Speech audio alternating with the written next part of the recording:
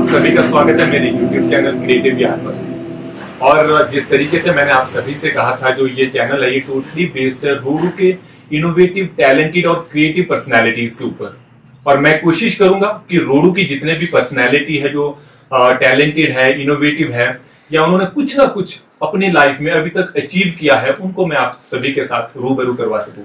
इसी कड़ी में मेरे साथ आज मौजूद है विक्रांत शर्मा।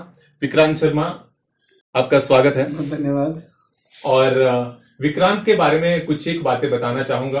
विक्रांत शर्मा ने भी कुछ ज्यादा ये जिनकी है नहीं है, 24 साल के हैं, और इतनी छोटी सी एज में इन्होंने अपना जो कैरियर है, जो प्रोफेशनली इन्होंने थिएटर को चूज किया है। ये एक्टिंग करते हैं। एक्टिंग के साथ साथ इनका एक जुड़ाव जो रहा है सोसाइटी से रिलेटेड। ये हमेशा आप एंटी ड्रग स्पोर्ट्स ड्राइव हो गया, इन्वायरमेंट प्रोटेक्शन हो गया। आप रोडू और चढ़गांव में शायद ही कोई ऐसा गांव होगा जहां पर इन्होंने नुक्कड़ नाटिका प्रस्तुत नहीं की होगी। और सच में कहूं तो इस तरीके के यूथ की आज हमें जरूरत है। और साथ ही साथ इतनी छोटी सी एज में एक विजन लेके चले हैं कि रोडू में इन्होंने चंद्रनाहन रंगमंच की इन्होंने स्थापना की है, एस्टेब्लिश किया है, रजिस्टर्ड किया है। और इनकी एक विजन है लंबा कि रोडू में आने वाले समय में जो भी एक्टिंग रहेगी या एक्टिंग में शौक रखने वाले जो भी लोग हैं, उनको ये एक मौका दे सके, तैयार हो सके। तो इसी के ऊपर कुछ बातचीत करेंगे हम आज विक्रांत से। तो चलिए फिर बात करते हैं विक्रांत से। विक्रांत, एक बार फिर से आपका स्वागत है। क्रिएटिव यार की टीम आपका स्वागत करती है। धन्यवाद। और इससे पहले कि कुछ बातचीत करें हम आपके बारे में, आपके शौक के बारे में, मैं चाहूंगा आप हमारे जितनी भी ऑडियंस है उनको अपने बारे में इंट्रोडक्शन दें। नमस्कार दोस्तों, जैसे कि सर ने बता दिया है, मेरा नाम विक्रांत शर्मा है और मैं रोहड़ू का स्थायी निवासी हूँ। छुआरा वैली से मेरा गांव पड़ता है जगोटी, जो कलोटी पंचायत में आता है और जिसकी तहसील चढ़गांव है। मेरी स्कूलिंग वैसे काफी हड़बड़ाहट में रही है। कभी मैं कहीं पढ़ा हूँ, कभी कहीं पढ़ा हूँ। मैं शुरुआत से शुरू करूँ तो मैं 5th तक मैं रोहड़ू SVM में पढ़ा हूँ। आफ्टर दैट मैं गांव में अपने स्कूल है सेकेंडरी स्कूल कलोटी, वहां मैंने 6th 7th 8th पढ़ी। उसके बाद फिर मैं रोहड़ू गया बॉयज सेकेंडरी में, मैंने 9th 10th अपनी +1 +2 वहां से पूरी की। और उसके बाद मैं यहीं से ही सीमा कॉलेज से अपनी ग्रेजुएशन पूरी की। अब मैं इग्नो के थ्रू MA इन सोशल वर्क कर रहा हूं और अपना एक अलग से पढ़ाई के साथ साथ एक दूसरी चीज जो थिएटर है, एज अ प्रोफेशन मैं इसको चूज किया है और मैं कर रहा हूं। बहुत बढ़िया विक्रांत, आप MA सोशल वर्क में कर रहे हैं। और मैं चाहता हूं कि आप हमारी ऑडियंस को ये बताएं कि थिएटर बहुत कम लोगों ने सुना है। उन्हें लगता है कि जो मूवी में वो सलमान खान, शाहरुख खान देख रहे हैं वही एक्टिंग है। तो मैं चाहता हूं कि आप थोड़े से सिंपल वर्ड में बताएं हमारी ऑडियंस को कि थिएटर एग्जैक्ट में है क्या। देखिए, मेरे हिसाब से थिएटर आज के टाइम में एक डाइंग आर्ट बनता जा रहा है, क्योंकि बहुत कम लोग थिएटर कर रहे हैं। कर इसलिए कम रहे हैं क्योंकि इसमें फाइनेंशियली थोड़ी दिक्कत रहती है। और अब लोग ज्यादा बॉलीवुड, ये नाटक वगैरह, सीरियल्स में, इसमें ज्यादा लोग जा रहे हैं। तो मेरे हिसाब से थिएटर एक्टिंग के तौर पर बॉलीवुड और सीरियल इनकी एक्टिंग से बहुत बेस्ट है। बिकॉज इसमें आपको एक कैरेक्टर प्रिपेयर करना पड़ता है, पूरी रिहर्सल्स होती है, एक पूरा प्रोसीजर होता है। और थिएटर में एक अच्छा इंसान जो होता है वही थिएटर कर सकता है मेरे हिसाब से, क्योंकि थिएटर हमारे आसपास की चीजों को ऑब्जर्व करना ही है। ओके, तो विक्रांत, जैसे आमतौर पर मैंने जितना सुना है, मैंने उसमें ये सुना है कि एक थिएटर एक्टर एक बहुत अच्छा ऑब्जर्वर होता है। देखिए, थिएटर में कुछ चीजें, बहुत बेसिक चीजें होती है। देखिए, हमारे को ऑब्जर्वेशन पावर हमारी ज्यादा होनी चाहिए, इमेजिनेशन पावर हमारी ज्यादा होनी चाहिए और कॉन्सेंट्रेशन पावर हमारी ज्यादा होनी चाहिए। तो ये चीजें थिएटर के एक प्रोसीजर में हम बहुत ऊपर ले जाते हैं अपनी। अब देखिए, एक्टिंग बहुत इजी भी है और बहुत मुश्किल भी है। बिकॉज एक्टिंग में हम अपनी आसपास की चीजों को ऑब्जर्व करते हैं, वही हम स्टेज पर दिखाते हैं। विक्रांत, ये तो रही थिएटर की बात। मैं ये जानना चाहूंगा कि हर एक पर्सन का एक शुरुआत होती है कि जिस भी काम को वो करता है। तो मैं जानना चाहूंगा कि सबसे पहले आपको कब ये महसूस हुआ, मैं विक्रांत एक एक्टर बन सकता हूं, या मेरे अंदर एक एक्टिंग का कीड़ा है? देखिए, ये तो आपने बहुत बड़ी बात कर दी। मैं अभी अपने आप को एक एक्टर चलो नहीं मानता हूं, क्योंकि अभी मैं उतना अचीव नहीं कर पाया हूं। मेरा एक्सपीरियंस भले ही छोटा है, पर मैं अपने आप को अभी बहुत ऊपर ले जाना चाहता हूँ। मैं अभी बहुत कम अचीव किया। तो मेरी स्टार्टिंग बड़ी एक कॉमेडी तरीके से हुई थी। मैं कह सकता हूँ कि मैं कॉलेज में था और यूथ फेस्टिवल्स होते हैं जैसे कॉलेज के, तो ग्रुप 4 यूथ फेस्टिवल ये थिएटर का होता है, तो इसके ऑडिशन चले थे कॉलेज में। तो अब हमारा कॉलेज लाइफ ऐसी थी कि भाई मौज मस्ती है, बाकी इन चीजों के बारे में ज्यादा कुछ पता नहीं था, नॉलेज नहीं थी। तो उसके बाद जैसे ऑडिशंस हुए तो मुझे किसी फ्रेंड ने कहा कि भाई आज ऐसे ऐसे ऑडिशंस हो रहे हैं, तो मैं नॉर्मली लिया। तो मेरे पहले कॉन्फिडेंस लेवल बहुत कम था, ऑडिशन का नाम सुन के डर लगता है। तो फिर मैं वहां गया, मैंने ऑडिशन दिया, जितना भी था मैंने कुछ बात करी वहां पे, तो डर डर के करी। उसके बाद सिलेक्शन वगैरह तो खैर नहीं हुई, जितने ऑडिशन में आए थे सबको सिलेक्ट कर लिया। तो उसके बाद मुझे जिस चीज ने मोटिवेट किया ना, हमारे कॉलेज के सर है कश्यप सर, जो इंचार्ज है इस चीज के, तो उन्होंने मुझे कहा, उनको मेरा नाम नहीं पता था उस वक्त, तो उन्होंने मेरे को कहा कि उन्होंने मेरे को इशारे से बुलाया, वो लड़के, मैं कहा यस सर, बोले तू कल से रो जाइयो। सर ने मुझे कहा, आई डोंट नो क्यों कहा, या उन्होंने मुझ में ऐसी क्या चीज देखी। तो उसी दिन मुझे कुछ पहली बार किसी टीचर ने कहा, सच में मैं कह सकता हूँ आपको, कि तू कल से रो जाएगा। मैं ना पहले इस चीज के बारे में नॉलेज थी, ना कुछ पता था। तो मैं फिर कल से डे बाय डे रेगुलर आता रहा।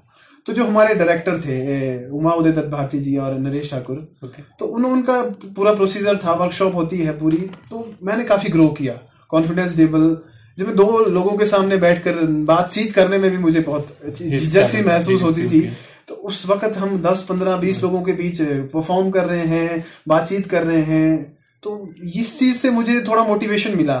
मैं पहली साल मैं 1 एक्ट प्ले में भी था। तो इस चीज से मुझे बहुत मोटिवेशन मिला कि yes I can do something. Okay, तो मैं ये कह सकता हूँ कि आपकी जो एक्टिंग की शुरुआत है वो कॉलेज टाइम से हाँ, कॉलेज टाइम से रही। ओके विक्रांत, आमतौर पर ये देखने को मिलता है, इवन जब मैं खुद भी कॉलेज टाइम में थिएटर किया करता था और यूनिवर्सिटी टाइम पे भी थिएटर किया, ये आमतौर पर देखने को मिलता है कि उस टाइम पे तो पार्टिसिपेट कर लेते हैं और बात ये आती है कि उसके बाद बहुत सारे लोग इसको छोड़ देते हैं। कारण जिस तरीके से आपने पहले भी बताया, कारण ये भी हो सकता है कि इसमें जो पैसा है वो कम मिलता है, दूसरा है टाइम आपको देना पड़ता है, तीसरा है आपको एक कह सकते हैं कि मेहनत और टाइम, ये ऐसी चीज है जो आपको इसमें डिवोट करनी होती है। उस वजह से इस फील्ड को कम लोग चुनते हैं।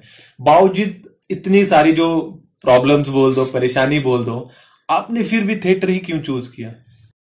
एक्चुअली मेरा इस फील्ड को चुनने का मेन मोटिव ये था कि मैं जब से थिएटर में आया, मुझे ये लगता था कि मैं कुछ अलग से करना चाहता हूँ, मतलब कुछ हटके। अब रोहड़ू में ये काम मेरे हिसाब से हमारे से पहले किसी ने शुरू नहीं किया एज अ प्रोफेशन। तो मैं चाहता था कि कुछ काम करूं अलग हटके, तो इसलिए मैंने थिएटर को चूज किया। और मुझे काफी लोगों ने भी इसमें अप्रिशिएट किया, मेरी परफॉर्मेंस को अप्रिशिएट किया, जिससे मुझे मोटिवेशंस मिली। जो हमारे डायरेक्टर्स आते हैं उन्होंने भी मुझे कहा कि आप एक अच्छे एक्टर बन सकते हो। तो यही कुछ लोगों का हाथ रहा है जिसकी वजह से मैं एज अ मतलब कॉलेज टाइम के बाद भी इसको कंटिन्यू कर पा रहा हूँ।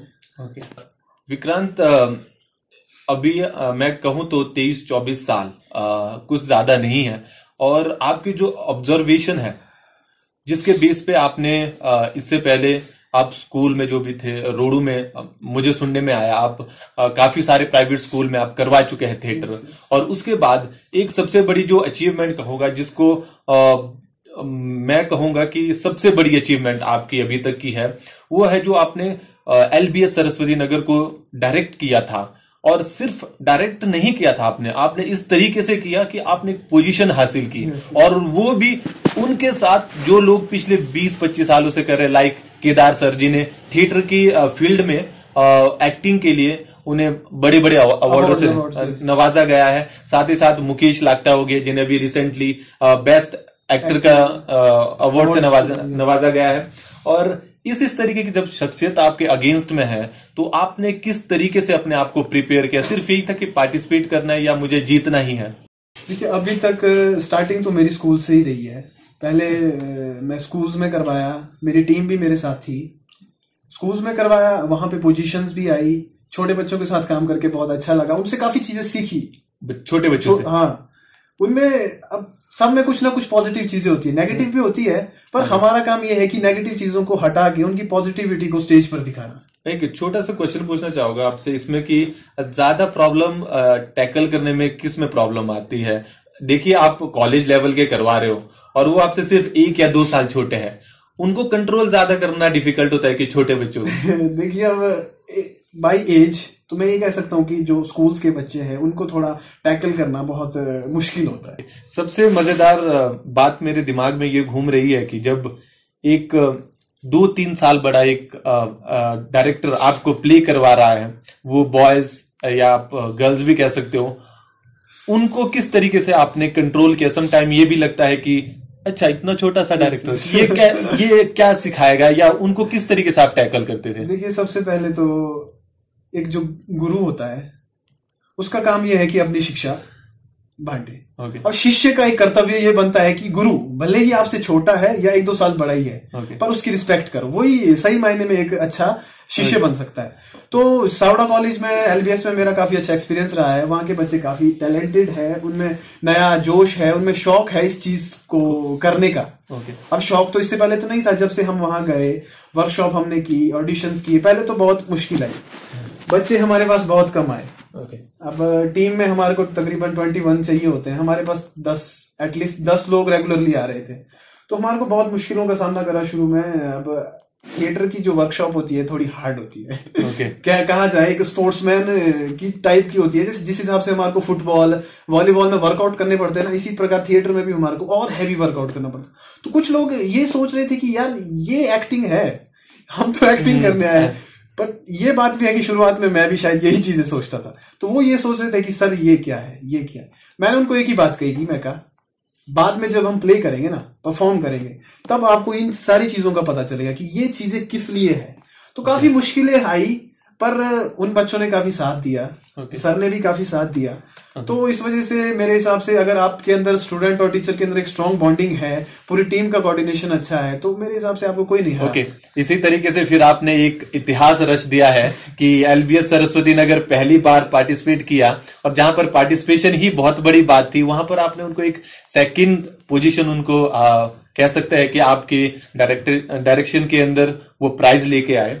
और एक इसके बाद मेरा था क्वेश्चन रहेगा आपसे विक्रांत जी, मैं ये जानना चाहता हूं कि आपने चंद्रनाहन रंगमंच की एस्टेब्लिशमेंट तो कर दी है, उसके बाद आप रोडू में थिएटर को किस तरीके से आगे ले जाने की सोच रहे हैं?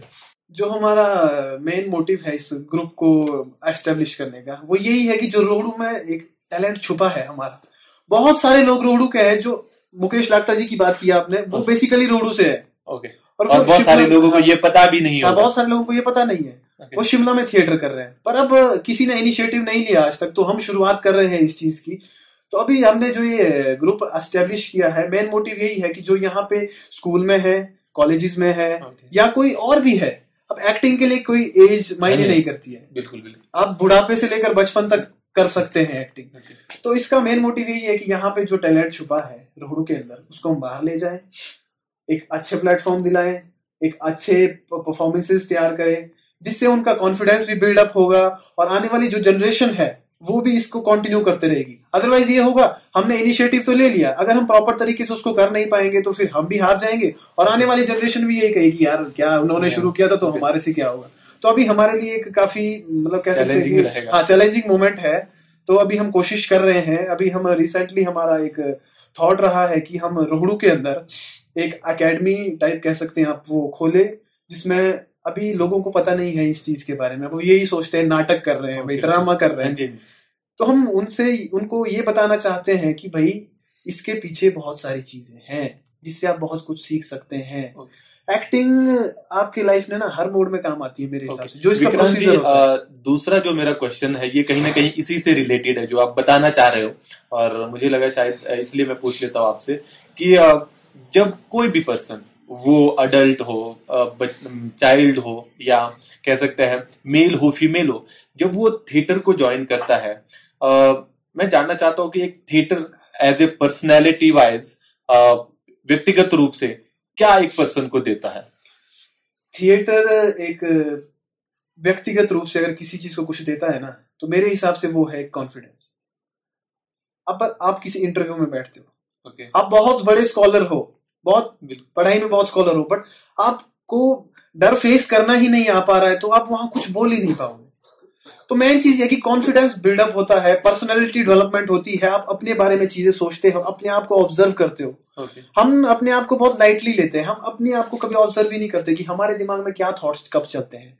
हमारे माइंड में ये सिचुएशन अगर मेरे सामने आए तो मैं क्या रिएक्ट करूंगा उस पर्टिकुलर सिचुएशन। हाँ, तो थिएटर यही देता है आपको कि आप लाइफ के हर मोड़ पर उसको टैकल कर सकते हैं, किसी भी सिचुएशन को। विक्रांत जी, क्या हम इसको ये भी कह सकते हैं कि थिएटर के अंदर कहीं ना कहीं आप खुद को जानना भी सीख लेते हैं?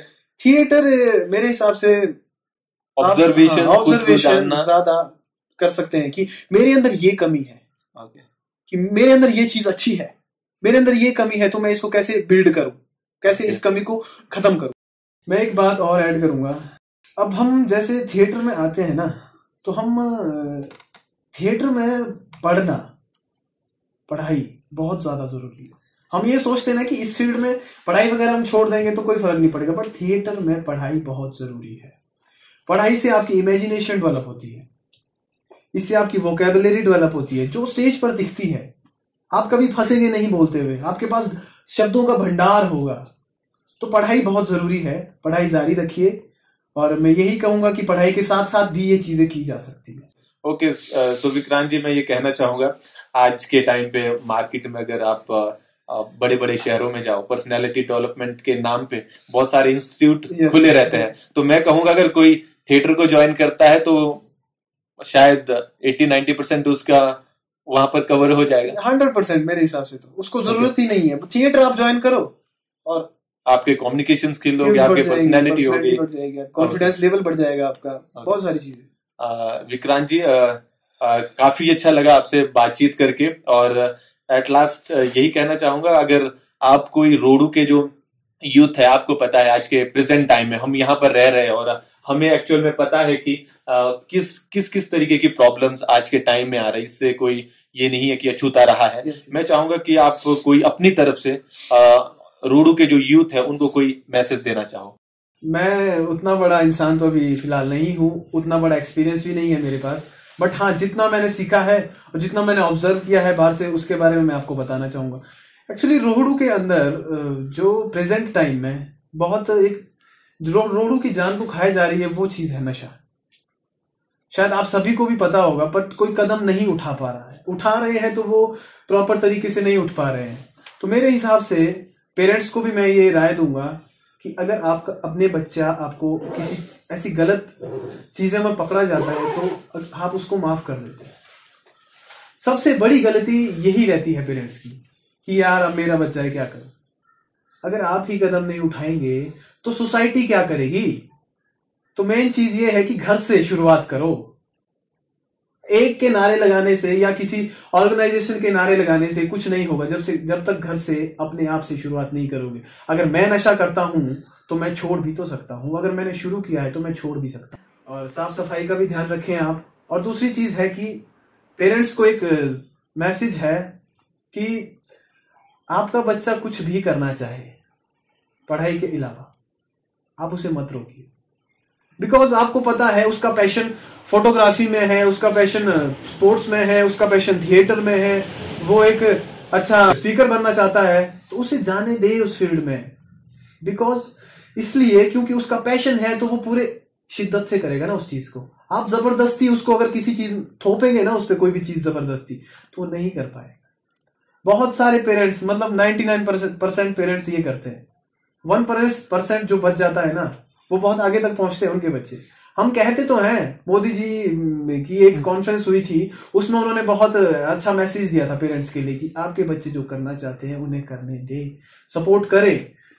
2 दिन तक तो घर में अच्छा माहौल रहता है, सोचते हैं कि यस हाँ करने देना चाहिए, बट आफ्टर दैट फिर वही चीजें रिपीट होते रहती है। बट अब जनरेशन आगे जा चुकी है, टाइम बदल चुका है, क्रिएटिविटी आ रही है हमारे यूथ में, खास करके आजकल के छोटे बच्चों में बहुत क्रिएटिविटी है। आप रियलिटी शोज देखते होंगे, बहुत सारी चीजें देखते होंगे, वहां देखिए ना बच्चों को। अगर वो कर सकते हैं तो यहाँ के बच्चे क्यों नहीं कर सकते। दिमाग सब में एक जैसा है। तो मैं यही कहना चाहूंगा कि जो बच्चा जो भी करना चाहता है उसे करने दे। और बहुत बहुत धन्यवाद सर आपका, मुझे मौका दिया आपने, और आगे भी मैं आपके साथ जुड़ा रहूंगा। ओके विक्रांत जी, बहुत बढ़िया आपने मैसेज दिया है हमारी जितनी भी ऑडियंस है। और एट लास्ट अगर मैं इस पूरे जो विक्रांत जी के साथ हमारा इंटरव्यू इंटरेक्शन सेशन चला है इसको थोड़ा सा कंक्लूड करना चाहूंगा, तो सिर्फ इतना कहना चाहूंगा कि आज के बाद जब कभी भी आप मूवी पे या सीरियल पे किसी भी एक्टर को आप देखो तो उनको कभी भी थिएटर के एक्टर के साथ कंपेयर मत कीजिएगा, क्योंकि एक थिएटर का जो एक्टर है वो एक प्ले जो उसने आधा या पौना घंटे में उसने परफॉर्म करना है उसके लिए वो 6 महीना 2 महीना 1 दिन में 8-8 घंटे काम करता है। yes, yes.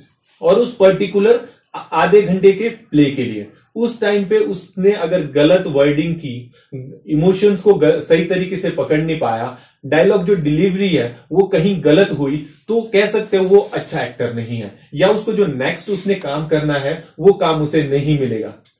तो एक मौका मिलता है सिर्फ थिएटर के एक एक्टर को। yes, और जहां पर आप बॉलीवुड के जो एक्टर्स देखते हो ना जितने भी है, वहां पर एक फेस वैल्यू चलती है। फेस वैल्यू में मतलब सलमान खान हो गए, शाहरुख खान हो गए, इनके एक फेस वैल्यू और पर्सनैलिटी चलती है। इनकी एक्टिंग अच्छी नहीं भी होगी तो इनको काम मिल जाएगा, लेकिन थिएटर में हमेशा प्रायोरिटी दी जाती है आपको एक्टिंग की। आपके लुक के ऊपर सेकेंडरी फोकस रहता है, प्राइमरी आपकी एक्टिंग रहती है। और इसी इंडस्ट्री में मैं कुछ एक नाम बताना चाहूंगा, नवाजुद्दीन सिद्दीकी, इरफान खान, ओम पुरी, ऐसे पर्सनैलिटीज निकली है जिन्होंने पूरे देश में ही नहीं पूरे विश्व में अपना लोहा मनवाया है। तो आप रिस्पेक्ट कीजिएगा जितने भी आपको थिएटर के एक्टर इन फ्यूचर कभी भी आपको कहीं पर भी मिले, उनकी रिस्पेक्ट कीजिएगा।